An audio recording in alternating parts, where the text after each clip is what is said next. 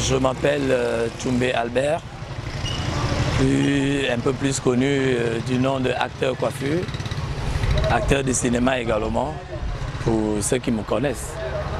Alors j'ai été victime d'une agression ce dimanche à 4 heures du matin par 7 personnes.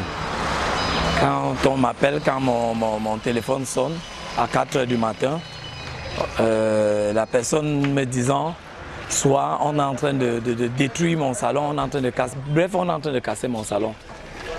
Alors je débarque en courant. Quand j'arrive, je vois donc un groupe de personnes armées jusque dans les arrache-clous et les machettes. Quand j'arrive, j'ai donc commencé à crier aux voleurs, Ils sont tombés sur moi. Vous-même, vous voyez des blessures partout. Donc, ils m'ont bien tabassé à 4 heures du matin. C'est où, quand je criais, c'est où les voisins sont donc venus. C'est grâce aux voisins que j'ai eu la vie sauve. C'est après, là, quand je regarde dans la foule, je vois donc, je remarque la face d'un monsieur qui est là tout le temps, qui dit qu'il est le fils du bailleur. Et je ne sais pas ce qu'il me reproche. Je ne sais vraiment pas ce qu'il me reproche. Et ça, vraiment, je dis vraiment, ceux qui peuvent me venir en aide, je lance vraiment la bouche. Moi, c'est Francis. Je suis gardien au complexe Point Final. Bon, ça, c'est une scène qui s'est passée à 4 heures. J'étais en face, j'ai vu comment un groupe de gars sont arrivés, ils sont mis à casser le salon de coiffure. Casser. Bon, moi j'ai cru que peut-être c'était le propriétaire, mais entre-temps, je ne sais pas qui c'était. C'est après que je vois le propriétaire arriver lui-même, il s'est mis à crier au voleur. Avec l'embouteillage et tout, les gars sont partis. Enfin, le bailleur, lui, n'est pas à Yaoundé. Le bailleur, lui, il est au village Bassa. Donc, lui vient tous les mois pour prendre de l'argent. Il est vrai quand même que ce garçon, qui n'est pas mon bailleur, que j'ai aperçu dans la foule, était déjà venu me donner un préavis auparavant, mais moi je continue à payer chez le papa. Moi, avec le papa, moi je n'ai pas de soucis, je ne sais pas pourquoi tout ceci arrive. Moi je ne sais vraiment pas. Raphaël Efila, c'est artiste. Alors c'est un grand frère, c'est acteur. Qui ignore acteur à Yaoundé, je vais dire à Anguissa. L'acteur nous a toujours soutenus et c'est très difficile de passer comme ça, moi rentrant du travail, de voir tout le salon bousillé comme vous avez pu remarquer.